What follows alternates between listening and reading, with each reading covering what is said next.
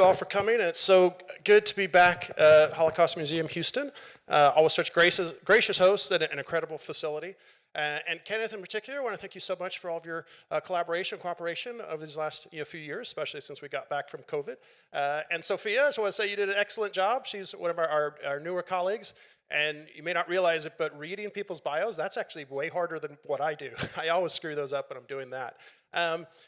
Mary, I just want to say it's a delight to have you here in Houston. She might look familiar to some of you from television, different news programs you've seen her on, or you might remember during COVID about 2 years ago, we hosted a virtual program because we couldn't be in person with you, so you might remember from that. But before we get into the heart of the discussion, and we definitely want to discuss the implications of Hamas's vicious attack on Israel, and obviously the large response by Israel in Palestine and Gaza, where things go from there. But just for people to get an idea of your background and kind of why you are so involved and deep in these issues, can you discuss what your role was, ultimately as acting U.S. Assistant Attorney General for National Security, but overall your role and years, especially in terms of prosecution with regards to terrorism, both domestic terrorism and foreign-based terrorism. And maybe if you give a definition of how the Department of Justice and the FBI kind of delineates the difference. Thanks, Ronan. I can do that. I should have kept a list so that I remembered all the things I need to answer. But if I forget one, somebody will remind me. It's really a pleasure to be here and a pleasure to be here in person. And so it's been nice in the last year to start to actually do things in person again. So thanks for inviting me. So, I spent most of my career as a federal prosecutor in D.C. D.C., unlike every other U.S. Attorney's Office in the country, prosecutes both federal crime and local crime because we don't have a DA there. So the federal prosecutor does everything. And, I was in that office 20 years, so I did pretty much everything. I was, did many appeals as well as did many trials. I prosecuted child sexual offenses. I prosecuted drug crimes. And then I ended my career there as the criminal division chief. And that meant that all of our federal criminal cases reported to me. And I became the criminal division chief in May of 2012. Well, in September 2012, you may recall, although that's been 11 years already, there was an attack on our embassy in Benghazi, Libya. And the sitting ambassador, Chris Stevens, was killed, as were 3 other Americans working for intelligence services in Benghazi, Libya. That case was assigned to my office, and we did ultimately prosecute Abu Khatallah for his involvement in that attack on our embassy, that terrorist attack on our embassy. That was an incredibly complicated case because he was in Libya. First of all, in Libya, it was not a permissive environment, right? It was in civil war. So there was no way diplomatically for the FBI or Department of Justice to kind of work out with the government letting us to come in and sort of do that investigation. So it was a very dangerous and not permissive environment. And then, once we did work up enough evidence to bring a sealed indictment against Khatallah, the problem was he was in the country, right? So the Department of Justice, the FBI, had to work with our Department of Defense to actually do a capture operation whereby they had a ship in the Med and they sent forces into the country and literally captured him and took him back out on a boat and brought him back to the United States.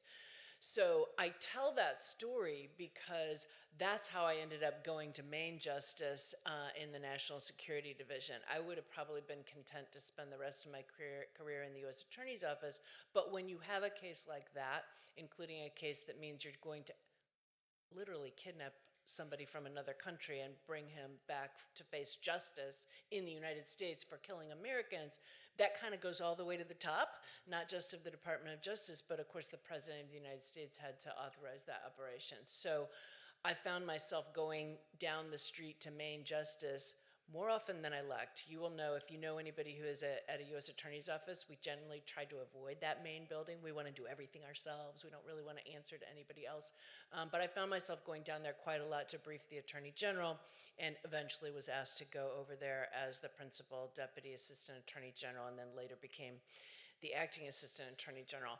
And in the National Security Division, not only did we then, I moved over there right before that capture operation. We still supervise that prosecution, of course, but that office is also responsible for all the counterterrorism prosecutions, working with U.S. Attorney's Office, all of our counterintelligence, counterespionage types of prosecutions. So think classic spying, as well as leak cases, as well as mishandling of classified information. You may have heard about that recently, sometimes by former government officials.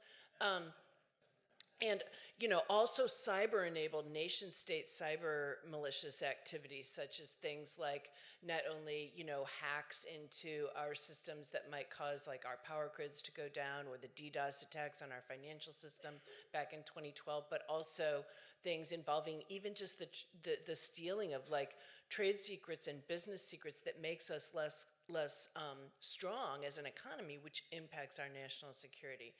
So that's where I stayed until, the other thing I should say is, as soon as I got to Main Justice, May of 2014, within a month, ISIS declared a caliphate. So that whole 2014, 2015, 2016, the operational pace of the FBI and the Department of Justice in terms of investigating terrorism cases was at the highest pace we'd been at since immediately post 9/11. So we had more investigations open into foreign terrorist fighters, people traveling from the U.S. to go join ISIS in Syria and fight, people sending resources, money, equipment, etc., and ultimately people right here in the U.S. committing attacks on behalf of ISIS. So when you think about the San Bernardino shooters, for example, the Pulse nightclub shooter, for example, those shooters claimed fealty or bayat to Abu Bakr Baghdadi, then the leader of ISIS, right? They did that on behalf. So we were prosecuting a lot of international terrorism, and I'm going to define that, so I'm trying to remember all the things I was supposed to answer. At the same time, we really were starting to see an increase in domestic extremist violence as well, particularly in 2016, as some of the campaign rhetoric at that time involved a lot of anti-immigrant, anti-Muslim sentiment. And that, rhetoric and that campaign speech by a nominee who later became the president embolden actors around the country to feel more at liberty to commit hate crimes and to commit sort of anti-Muslim, anti-immigrant violence and intimidation and hate. So we were seeing the rise of that as well. So Ronan asked me to talk about the difference between international and domestic terrorism, and it's important in many ways. So the definitions in the U.S. Code are nearly identical, save for one thing. The definitions apply to crimes of violence, crimes that are dangerous to human beings, that are a crime under either federal or state law. So think about things like murder, rape, armed assaults, things like that. When those crimes are done with an intent to intimidate or coerce the civilian population, or to affect the policy of government through intimidation or coercion. So both international and domestic, that's what it is at its core. The only difference is international terrorism either occurs primarily outside the United States or transcends national boundaries. So what that means is it could occur in the U.S., but be done in furtherance of a designated foreign terrorist organization. So, for example, the San Bernardino shooting, the Pulse nightclub shooting, if the shooters had not died during those attacks or in the immediate aftermath of those attacks, they would have been prosecuted for crimes of international terrorism, because even though those crimes occurred in the U.S., they were done in an attempt to do that in furtherance of a foreign terrorist organization. Domestic terrorism, same definition, except it occurs exclusively in the United States and doesn't have this international connection. So why is that significant? So it's significant primarily for how we investigate and charge cases of terrorism. So there are a whole lot of cases, a whole lot of crimes in the federal code, the U.S. criminal code, that apply to terrorism. There's some 51 or 52 crimes. A lot of them are in the chapter called terrorism. But others are in other chapters of the code, but they are designated in the U.S. code as federal crimes of terrorism. Many of those crimes technically would apply to both international or domestic terrorism, but realistically, most are used for international terrorism, because out of those 51 crimes, there is not a single one that applies to the most common type of domestic terrorism in the US, a mass shooting. There's not a single crime of terrorism that applies when someone uses a firearm to commit a crime of violence intended to intimidate or coerce the civilian population or affect the policy of government through intimidation or coercion, if it's committed with a firearm, if it is not done on behalf of a foreign terrorist organization or not directed at a U.S. government official or U.S. government property. So think about the El Paso shooter. Think about the Tree of Life shooter. Think about the Charleston, South Carolina shooter, right? All did their firearms mass shootings on behalf of what we think of as domestic ideologies, white supremacy, furthering a white ethno-state, trying to kick off a civil war. None of them did their crimes on behalf of a foreign terrorist organization. So there's lots of things they could be charged with, and they are charged. Those who survived are charged with lots of things, right? Murder. Murder's illegal in all 50 states, hate crimes, but none of them could be charged with a terrorism crime because it doesn't apply. The other thing that's significant is the most commonly charged terrorism crime is material support to a foreign terrorist organization.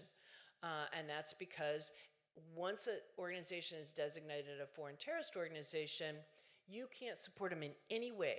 You can't give legal advice, you can't give money, you can't give yourself, you can't provide banking services, YouTube services, Facebook, nothing, or you would be committing a crime. And so that's a very useful tool in the U.S. arsenal. But we don't designate domestic organizations as terrorist organizations. There's no regime to do that. And it would really get challenged for violating First Amendment rights here in the U.S. So that tool, material support to a foreign terrorist organization, just doesn't exist when we're talking about support to a domestic extremist organization. That's excellent, yeah, because I think it's important to understand the delineation and also the added hurdles for the FBI in terms of investigations and for yourselves, the DOJ, in terms of prosecution with domestic terrorist organizations like white nationalists or some of these paramilitary militias. Briefly, I know it's hard it can go up slightly, from one year to the next, but we all think of 9/11, we think of the incredible threat from Al-Qaeda and then other, foreign-based terrorist organizations. But in the last, 3, 4, 5, 6 years, everyone from the head of the Department of Homeland Security to the current FBI director, Christopher Wray, they've all said in different ways to Congress and to other organizations, the number one concern they have is for domestic terrorism.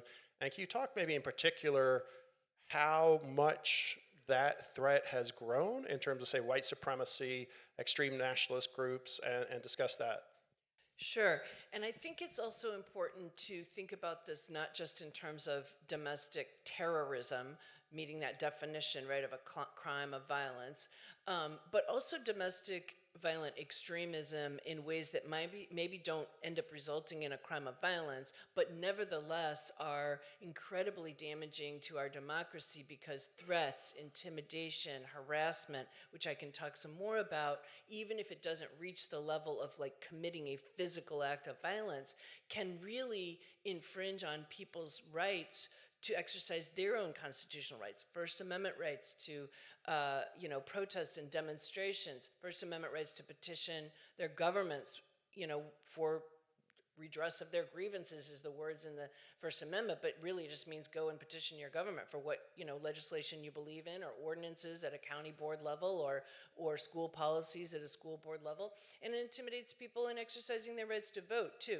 So let me start with domestic terrorism, because it's just a few of the examples I mentioned, right? El Paso, Tree of Life, the Charleston shooter, but I could go on and on.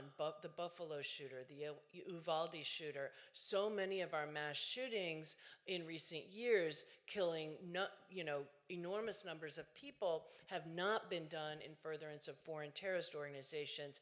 And even though most people think, like you said, they think 9/11, they think the amount of death from international terrorism is so great. If you put aside 9/11, actually domestic terrorist violence has been more lethal here in the homeland than international terrorist violence.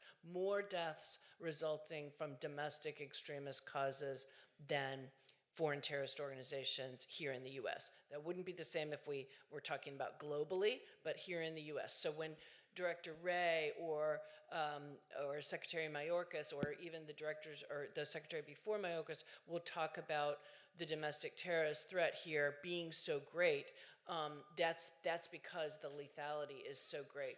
And Director Wray has been very explicit in recent years. It didn't used to be this way. It used to be the federal government was very loath to label things domestic terrorism. And one reason actually for that is, I think, goes back to my first answer, which is we don't actually have a domestic terrorism offense, one that just applies to all crimes of violence done for domestic ideological purposes that aren't tied to a foreign terrorist organization. So if you're a defendant, this is the prosecutor and me talking, if you're a defendant and the prosecutor and the attorney general and the FBI director has been calling you a domestic terrorist, and you go to trial and you're charged with unlawful possession of a firearm and unlawful possession of a silencer, you're going to be arguing, Your Honor, I can't get a fair trial because the attorney general and the FBI director called me a domestic terrorist, and I'm not even charged with domestic terrorism, but this jury is going to think I'm a terrorist. So I think that's one reason the department was really reluctant for a long time. But I think that what we've seen in the last several years is the threat has become great enough that, frankly, the department said, we've got to start talking about it. And so Director Wray, for several years, has said that the greatest threat to the homeland comes from domestic extremist causes, and he puts on top of those racially motivated violent extremism, and within that category, white racially motivated violent extremism and anti-government militia violent extremism as the greatest threats here in the homeland. And you touched upon it, but obviously you mentioned that extremism can be just extreme intimidation. It can be the threat of the use of force, even if you never do it. If you see 10 or 15 people dressed in military fatigues with body armor and basically an AR-15 or something equivalent to it, that might be Proud Boys, they might be Oath Keepers, they likely might have a mask over the face so they can be easily identified, and they go to kind of counter protest a peaceful march, or they go around a voting booths. Can you talk about that degree of intimidation and how it stops short of the actual use of violence, but an absolute threat of violence is there? Yes, absolutely, because we've had private militias sort of in this country since its founding, and I am going to tell you, because I don't speak anywhere without my 3 points about how they are not lawful, and I'm going to come back to those 3 points.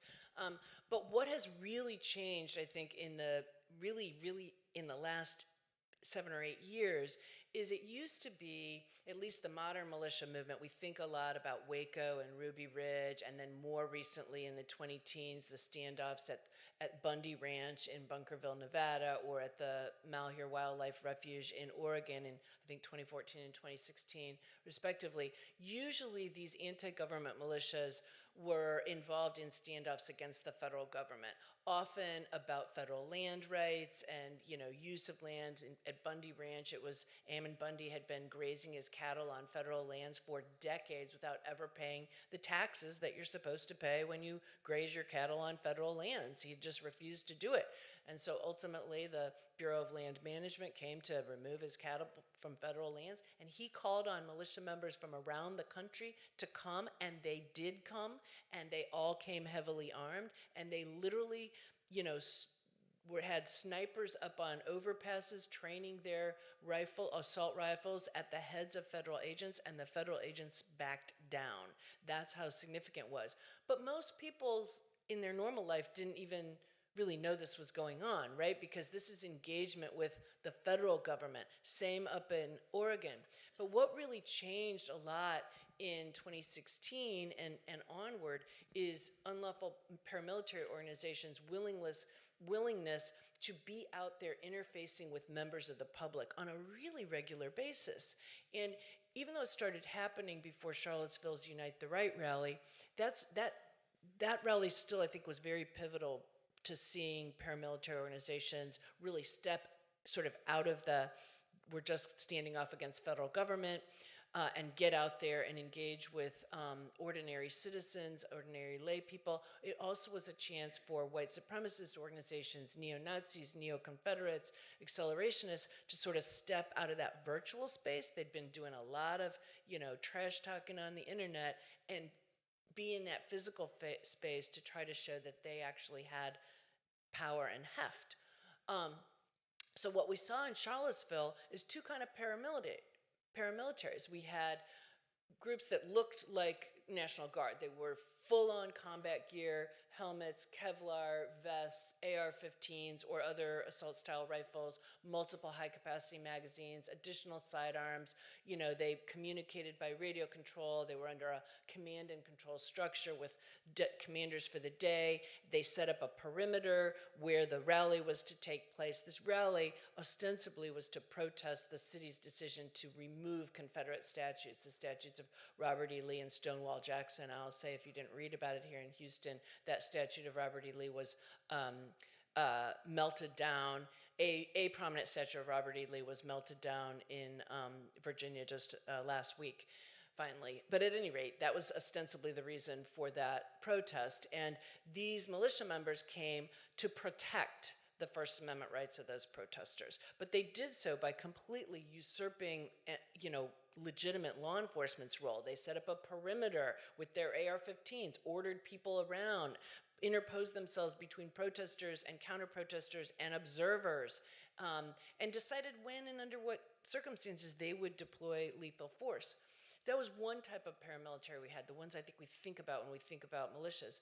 But you also had the white supremacist organizations that were also engaging in paramilitary techniques. They didn't have AR-15s, but they had shields. They had their flagpoles that were pointed at the ends. They had circulated before the event planning documents about how to create shield walls. So think about those of you who studied ancient Greece, the phalanx, right, used as an offensive weapon. And they had, I have slides of this when I do PowerPoints, 5 different pages of diagrams on how to make your phalanx so that you could, and then we have video of them doing that, deploying that against counter-protesters as an offensive weapon. So they also were engaging in paramilitary, coordinated, armed paramilitary activity. And we've just seen more and more of that ever since then, right? We've seen groups that by now are very familiar to people like the Oath Keepers and the Proud Boys. Oath Keepers started doing what they did on January 6th long before that. Not exactly the same way, but Stuart Rhodes in 2019, Stuart Rhodes, the leader of the Oath Keepers, when former President Trump was facing impeachment the first time and was himself tweeting about how there might be a civil war if he were convicted and removal was sought. It was the Oath Keepers tweeting, "Just call us up. We are ready to come to your defense. All you have to do is call us up. Our weapon of choice is the AR-15. So Stuart Rhodes was agitating to become this sort of force for many years before January 6th.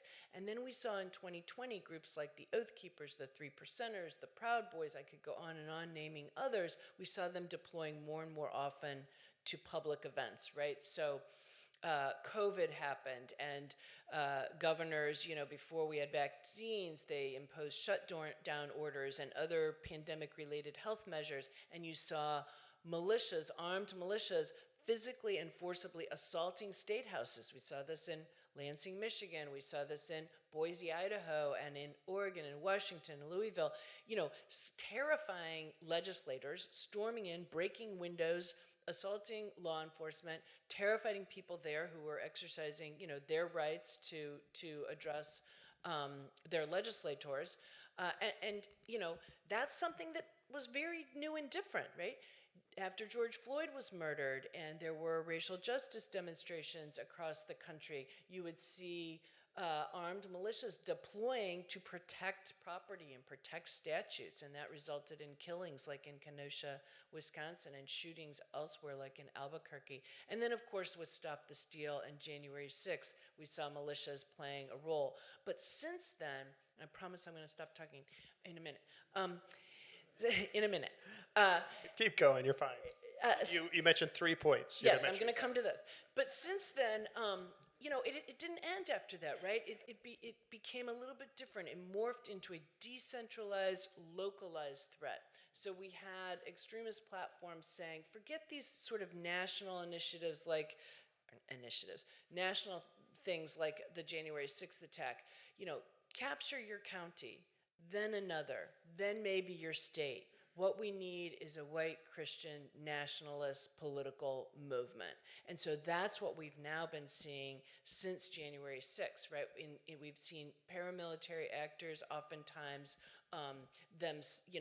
threatening election officials, poll workers, elected officials, people running for election, county board members, school board members, teachers, threatening them. They quit their jobs and then sponsoring extremists to take those positions or themselves running. I mean, Enrique Tarrio, when he did his deposition with the House Select Committee about January 6th, said, our activism now is to run for these offices, right? These are extremists who believe in sort of a white chauvinist male philosophy of leadership and governance and autocracy.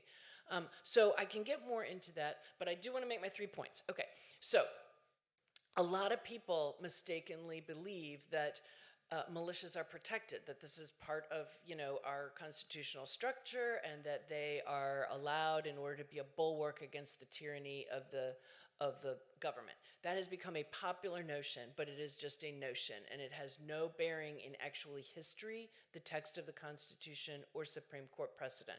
So 3 points. 1, there is no federal or state authority for private militia organizations to form their own private armies, rule themselves, and decide, what circumstances they're going to deploy. 2, the Supreme Court has said since 1886 the Second Amendment does not protect them and they can be regulated.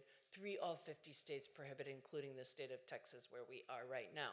On that first point, even since before the Constitution, before the founding, the colonies relied on militias for their self-defense, but what that meant was all able-bodied men between certain ages, so they were sexist and ageist, could be called forth by the governor when needed to defend the colony, right, against threats. But then they reported to the governor, always. That was baked into our U.S. Constitution under the militia clauses that allowed Congress to provide for the organizing and disciplining of the militia. They did this through militia acts beginning in the 1700s that eventually became our National Guard system, right? A system of militia service, but it is a official militia service, and the Guard units report to the governor or adjutant general of the state, and then, of course, report to the federal government if they're called forth to federal service.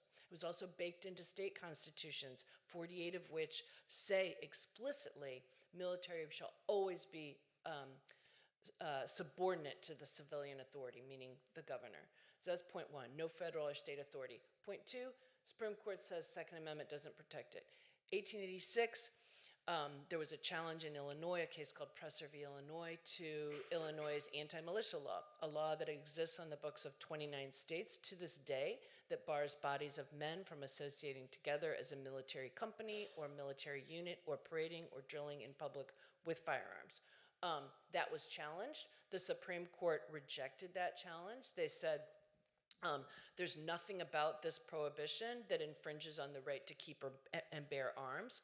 Military organization, military drill, or uniquely the province of the government in a civilized society, and that it is without question that states must be able to prohibit private paramilitary organizations in order to protect peace, good order, and safety.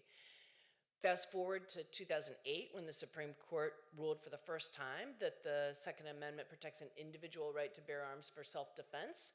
Justice Scalia, writing for the majority, contrasted that with paramilitary organizations and said, there's nothing about this individual right that gives a right for private paramilitary organizations. No one has even questioned that states can prohibit them.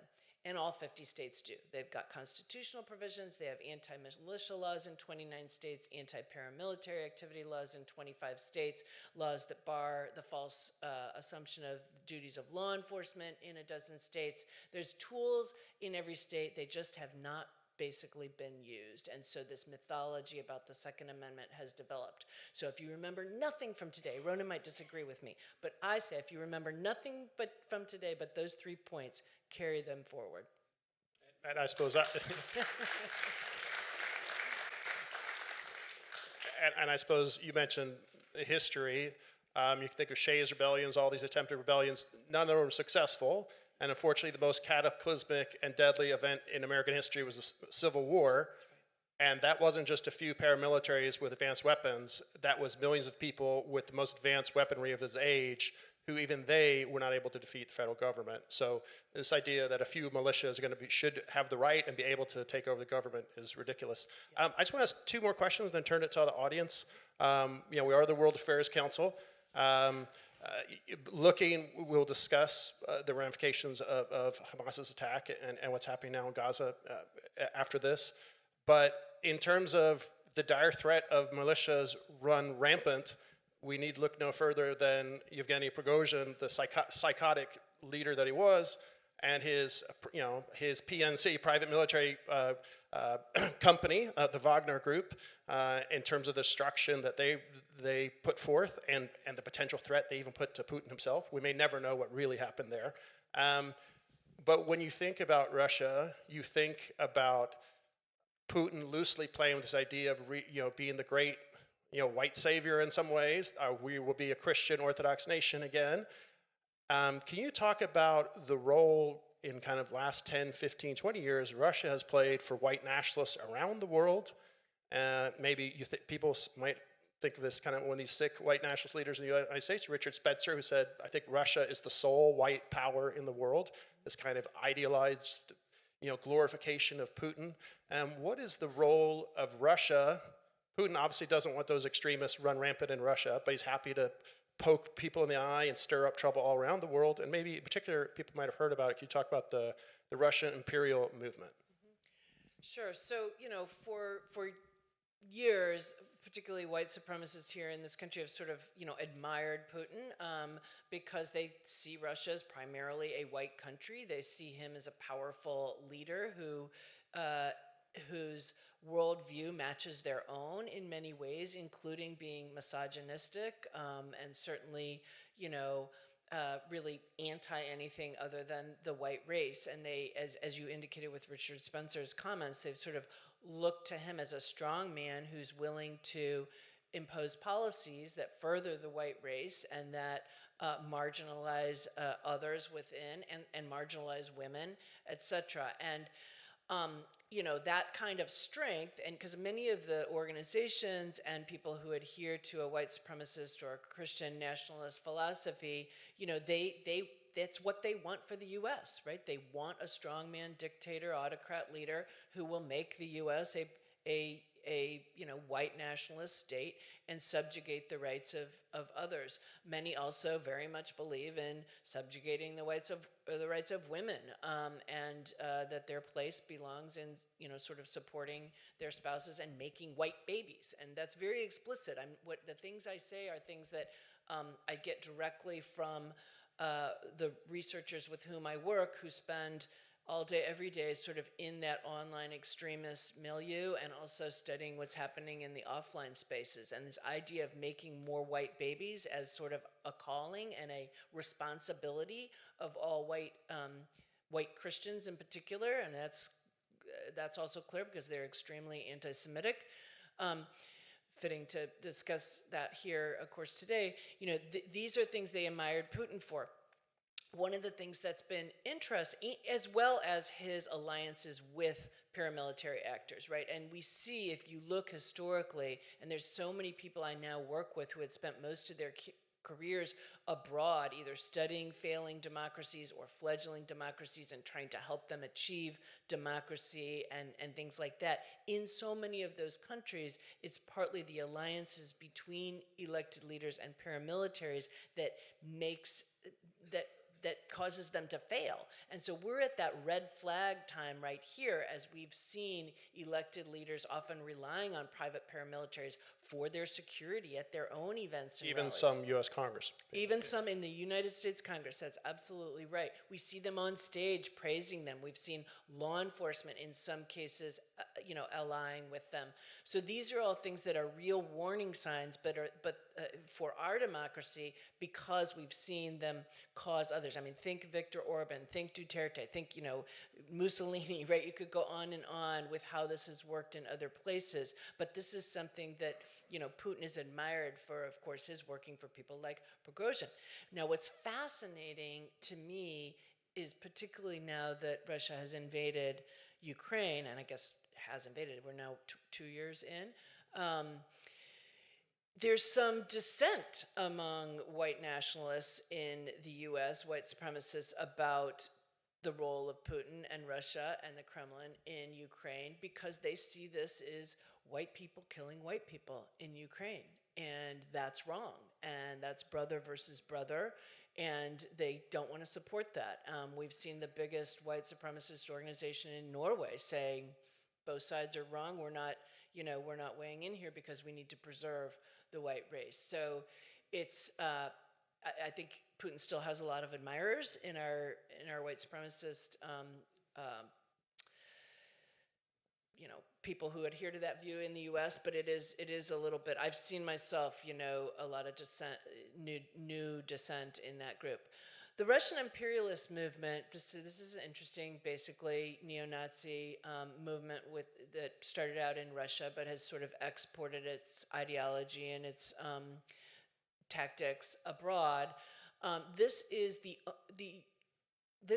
only sort of white supremacist neo-Nazi group that the U.S. has ever designated as anything. They did not designate it as a foreign terrorist organization.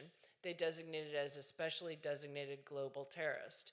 And they did this under the Trump administration back in, I want to say 2019, but I could be a year off. And that's important. It doesn't trigger everything I told you that a foreign terrorist organization designation triggers. It doesn't trigger a crime of providing material support to an FTO, because it's only an FTO that triggers that crime. But it does trigger a sanctions regime so that any company or person who does business with an SDGT, specially designated global terrorist, would be in violation of U.S. financial sanctions. So this is administered by the Department of Treasury. It can trigger criminal responsibility if Treasury refers a case to DOJ, and I prosecuted some of those. But usually it really only works when we're really talking about going after big businesses, right? Banks, because we don't want banks allowing US dollar transactions by an SDGT, right? Or you don't want a big company who's doing transactions with an SDGT. In terms of like individuals, I don't know that the U.S. has ever prosecuted sort of an individual for doing some sort of transaction with an SDGT. And maybe just for a bit of clarity for people to understand why the Russian imperial movement was designated, they've moved well beyond ideology and protests and kind of collaboration with other whites in Europe and the United States and New Zealand and Canada to actual military training, explosives training, that obviously is with the intention to possibly lead to terrorist action. To terrorist acts, right. So the criteria to designate a foreign terrorist organization is the organization is foreign, It engage in acts of terrorism or has the capability and intent to engage of acts of terrorism, and it's a threat to U.S. nationals or U.S. national security. And some of that terrorist acts can also include running training camps. So the SGGT law was amended shortly before this Russian imperialist movement designation so that some of the similar criteria could be used to designate an SGDGT, including running training camps, and that's how the Russian imperialist movement got designated. My question then was, okay, designated as a foreign terrorist organization, because that's going to be a much more useful tool, but that has not happened yet.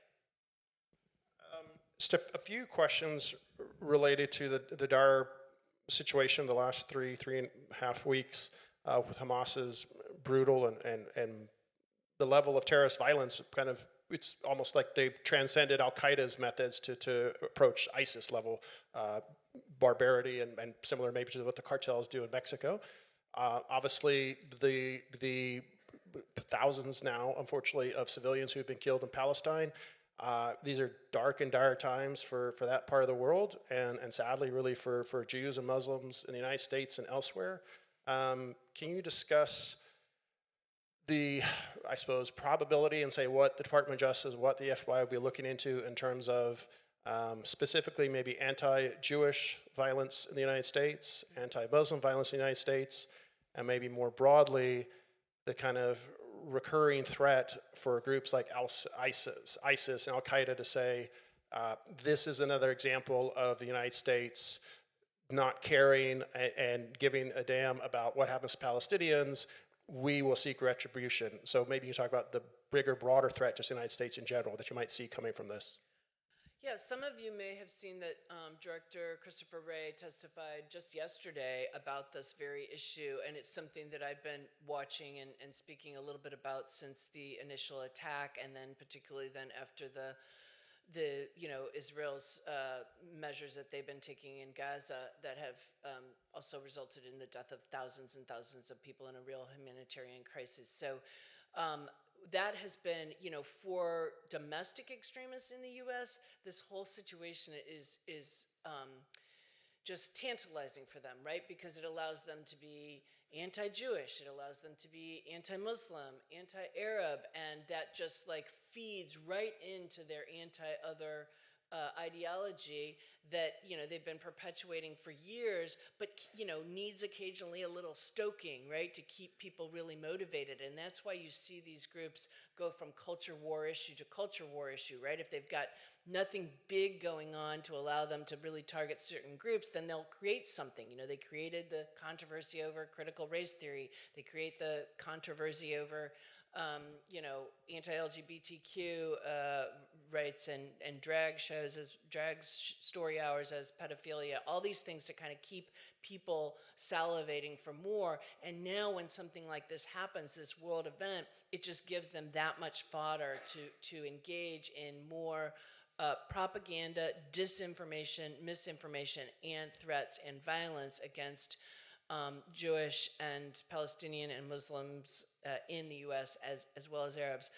But and Director Wray talked about this yesterday, and there's always lots of rhetoric online, but that doesn't mean everybody online commits an attack. But what we see is that individuals then, motivated often by that disinformation, will commit acts of violence. I'm sure you read about the just horrific, brutal slaying of a 6-year-old Palestinian American boy outside Chicago, I guess about a week and a half ago. But we've also seen a huge uptick in anti-Jewish violence and anti-Jewish incidents. Director Wray testified that it was up 388% since October 7th, and that is on top of a year that had already seen an enormous uptick in anti-Semitic, anti-Jewish violence, intimidation, and threats in the U.S. because that's just an easy target for the white supremacists. I will say anti-Black violence always is also up there very high. And we've also gone through spells in the last few years, particularly during COVID, of anti-Asian American violence skyrocketing to higher levels than it had ever been in recent history in America. And of course, 2022 and into 2023, anti-LGBTQ violence has also hit record numbers. So we're in a bad shape across a lot of vectors, but this last few weeks has been particularly concerning for some of our domestic extremists. But at the same time, as Director Wray said, this is also emboldening to foreign terrorist organizations as well as sort of the lone actors here who are motivated by them. For one thing, whenever you have a successful terrorist attack, and I say successful from the point of view of Hamas, because it did kill more Jewish people than at any time since the Holocaust, and this is a very long time ago. So for them, it was, and killed that many people in a country well known for the capacity of its intelligence agencies. I mean, they have been thought of for decades as sort of being at the highest level. So to be able to pull off an attack like that, land, sea, and air, it was pretty phenomenal, and that is admired by other foreign terrorist organizations, and starts to create an environment of thinking, well, maybe it's time to sort of start thinking about something ourselves. Now, the director was very clear to say we have no credible threats of any sort of big attack by Hamas or any other foreign terrorist organization in the U.S. He's more worried, and I'm more worried about lone actors inspired by foreign terrorist organizations who are capitalizing again on the U.S. assistance to Israel as being anti-Muslim and, promoting that sort of disinformation so that they can, well, I shouldn't say disinformation. Obviously, we are supporting Israel, but the president has also been clear that humanitarian assistance does need to go into Gaza, and that Israel has got to be fighting this war according to the law of war. But they will use whatever parts are useful to them, of course, in order to spur additional terrorist attacks. So the FBI and our entire intelligence apparatus is on very high alert. And just four questions. I'll put them all together because they're related. You talked about maybe the line of terrorism isn't crossed or hasn't been crossed yet by a group, but the definite intimidation is there. I'll just put these questions together. Two people put their names, the others didn't, so which is fine. Diane asked, do the current Jewish and Palestinian events of harassment on college campuses count as domestic terrorism? Another question similar says, please address the anti-Semitic intimidation activities on college campuses. And then someone else asked, can you talk about campus anti-Semitism? And then Marion asks in the similar question, are Hamas and pro-Palestinian groups not crossing the line of domestic terrorism if there are threats to Jewish students at Cornell and other campuses? Right. So this is obviously a really topic on the front of mind because it's happening all over the country at universities. And so I think there are several points I would make about this. I definitely consider it domestic extremism, not terrorism if it's not a crime of violence, but a domestic extremist violence that is political violence, that is intimidating when you are putting swastikas on dorm rooms, are hanging out banners, are saying the kind of hateful things we've seen being said, directed to some of our Jewish students on campuses. Frankly, even before the Hamas attack, we were seeing this across the country in various isolated incidents. That is political violence, that is intimidating, that is harassing, that is threatening, and if it's direct threat or not, if it is a direct enough threat, it is not protected First Amendment speech. We've also seen demonstrations, protests by both pro-Jewish, pro-Palestinian protests that are First Amendment protected activity. Occasionally those have involved some skirmishes, some physical skirmishes, but in many ways many times they've been peaceful or largely peaceful. And I think there's a couple of remarks I'd like to make. One, what I'm worried about is I think we are now, because this issue is so fraught, people are starting to conflate things that they should not be conflating. So a support for the rights of Palestinians does not always equal support for Hamas, right? Many people in Gaza who are Palestinian, who do believe that they should have, property and rights and their own homeland, do not support this foreign terrorist organization. So when we engage in demonstrations and protest activity in the U.S., and when we think about those who are engaged in it, there is a big difference between a pro-Palestinian demonstration and a pro-Hamas demonstration. We should all condemn any pro-Hamas anything here in the United States, anywhere in the entire world. That's a foreign terrorist organization, that is an asymmetric threat, that is something, they do not play by the laws of war. And as Ronan, you mentioned, the atrocities we're now learning about. I mean, this was not just a killing of, a massive number of Jewish people in Israel. This was, torture and real atrocities along the lines of things we saw ISIS do back in 2014 and 2015. But I do think it's important to keep separate support for the rights of Palestinians from support for Hamas. Just like I think it's important to keep separate criticism of Israel's response in Gaza from being anti-Jewish, right? You can be frustrated with the way Israel is responding. You could think that they need to provide more humanitarian assistance. You can think those things and not be anti-Jewish. Yet I think we're starting to see that conflated, and that's where I think we're really getting into the tensions rising. The potential for violence is so great, and we need leaders. Whether it's campus leaders, elected officials, media personalities. Sports personalities, musicians, whatever. People are motivated and listen to different people. They need to keep these things very separate. The other thing, and in fact, my organization, ICAP, we're mostly litigators. We litigate across a broad range of issue areas. We sue militias, so that's why I know a lot about them. Like, we successfully sued 23 different militias who came to Charlottesville, and we got court orders against them. We sued militias in New Mexico, got court orders against them. It's like our little niche expertise. Not everybody does that. So one of the things that we also do is put out guidance and fact sheets about paramilitary activity, about First Amendment activity, what's protected, what isn't. And there are things that I think our campus officials can do to try to create a safe environment for First Amendment demonstrations while also protecting public safety. You can prohibit weapons. You can actually keep demonstrators and counter demonstrators separated by a buffer zone. You can do things like, when your police are there, have them facing every other one a different direction, so it doesn't look like they're protecting the group behind them against the group in front of them. Just like simple things like that send such a message.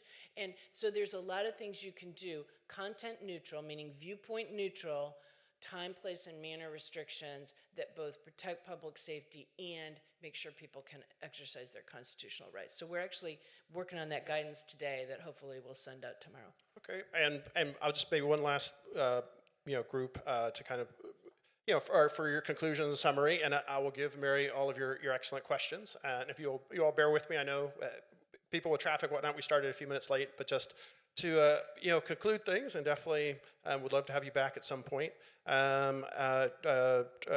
Trisalva Silva asks, when or where do we draw the line between people exercising their First and Second Amendment rights? And kind of related to that, first of all, I'd like to say there's two great questions from Audi School, Audi International School, and you guys are the best students we have. I always love having you guys here, and in particular, Mr. Robert Rusnak, their excellent teacher. If you want to stand up, you're one of our favorite teachers, and you're really getting the next generation ready. And I love having all of you here, but I'm particularly passionate about the high school and college students. So a combined question from Erica and Dalton from the Audi School. Do you think it would be possible to create a reasonable domestic terrorism charge to aid in prosecution of these groups?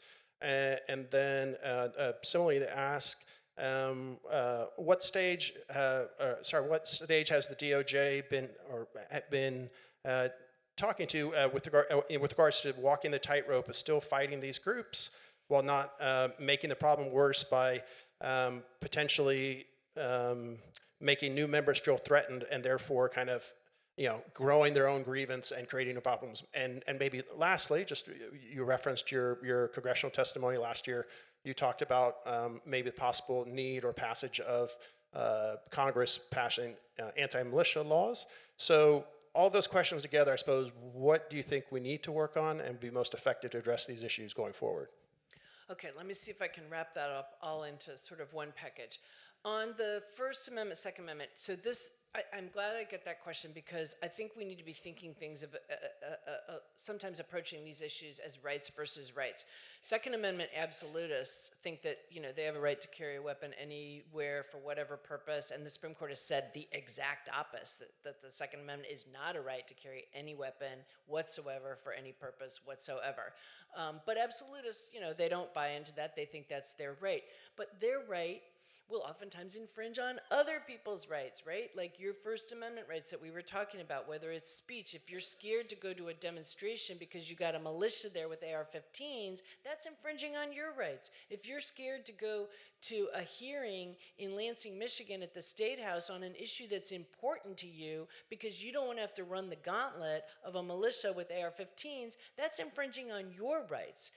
And the law has evolved. The law doesn't say the Second Amendment wins all the time. Remember, the Second Amendment right that the Supreme Court has recognized, including in the case last year, is that right to carry a weapon for self-defense, not a right to carry a weapon to intimidate other people from exercising their rights. So a couple points on First and Second Amendment. They are not boundaryless. First Amendment also is not boundaryless. You can't say anything you want. It doesn't protect violence. It doesn't protect incitement to imminent, unlawful, or violent activity. And I will say I do think the Supreme Court lags very far behind in figuring out what that means in the age of the internet. The case that language comes from, imminent incitement to imminent violent activity, is from 1969. When we still had only 3 network channels, no cable news 24/7, no internet, no social media, nobody who has a platform of millions and millions of people who can say something and it gets out, immediately and people act on it. And that's what happens today. But nevertheless, that is not boundaryless, right? You cannot make threats of violence. You can't incite imminent unlawful activity. And even when you are engaging in conduct that has aspects of speech or expression to it, it can be regulated if there is a sufficiently compelling government interest. And that's why paramilitary activity in some ways is not protected. And a militia might say, well, we're engaging in some expression too, but your activity, your conduct contains a way more than just that expression. And as I indicated when I talked about the Presser v. Illinois case and the District of Columbia versus Heller case, the Supreme Court cases on the Second Amendment, they've been very clear that states may make unlawful paramilitary activity. So that rights versus rights is a way I think, no one's right gets to infringe on other people's rights. And that's how we need to be thinking about this and preparing for it and for people like me litigating it. In terms of tools, first on domestic terrorism, I have drafted model domestic terrorism legislation, some of which was versions of it which were introduced after the El Paso shooting. Basically what it would do is sort of get rid of the difference between international and domestic terrorism, except for material support would stay separate. It would essentially mean any crime of violence, right, done to intimidate or coerce a civilian population, affect the policy of government through intimidation or coercion, regardless of the ideology motivating it. Islamist extremism, white supremacy, animal rights extremism, that would just be domestic terrorism if it occurred in the territorial U.S. That would then be a predicate crime to a different material support statute we haven't talked about yet. We've talked about material support to a foreign terrorist organization. There's also a statute that outlaws material support to terrorist activity. And that statute prohibits providing material support or resources or disguising the nature of resources, knowing and intending that they be used to carry out any one of those 51 federal crimes of terrorism. So follow me here. If domestic terrorism, right, regardless of the ideology motivating it, if it occurs in the U.S. is a federal crime of terrorism, then somebody who is providing material support, knowing that that's going to be used to carry out that crime of terrorism, including by a firearm, that could be prosecutable. So somebody who sells the firearms knowing it's going to be used to commit a mass shooting, somebody who supplies the funding, someone who themselves, like a Coast Guard lieutenant who was planned to commit a series of mass shootings was thwarted. He had amassed an arsenal of weapons. So if that statute was on the books, he could have been prosecuted for providing material support to a terrorist act because he acquired that arsenal of weapons, knowing, intending to use them in committing a domestic terrorism crime. But because that crime doesn't exist, his plan was thwarted because he was using his government computer to research his targets, and your government computer is not only for your use. So, needless to say, he was caught. But you know what he was charged with? Unlawful possession of a silencer, unlawful possession of drugs because he had methamphetamines because he wanted to stay up for many, many days to commit his mass shootings, and unlawful possession of a gun by a drug addict because he had all these methamphetamines. Now, he got 13 years of prison. Many people may say that that was ample, but is there a crime of terrorism on that resume? No, there is not. And so one might question whether that makes sense just as a sort of a moral premise. Okay, so anyway, yes, that's been proposed, but I will tell you civil rights and civil liberties organizations, of which ICAP is one, but by the way, are generally opposed to giving any new tools to law enforcement. There is a lot of distrust between, and it's not all, it's with good founding. There's a lot of distrust between communities and the FBI, communities and state and local law enforcement. They fear that the FBI and local law enforcement and state will just misuse any authorities to essentially target marginalized communities. And unfortunately, we've had a history of that in the US, and so that is a well-founded fear.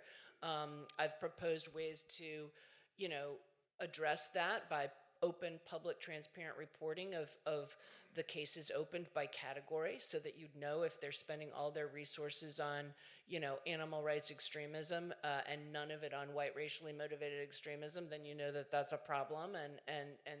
But so far that doesn't seem to be going anywhere. The other thing I've proposed that is going somewhere and has now been passed in Oregon is a more comprehensive anti-paramilitary activity law. So that includes civil remedies. Because the laws I told you about, all 50 states have them. They're mostly criminal laws.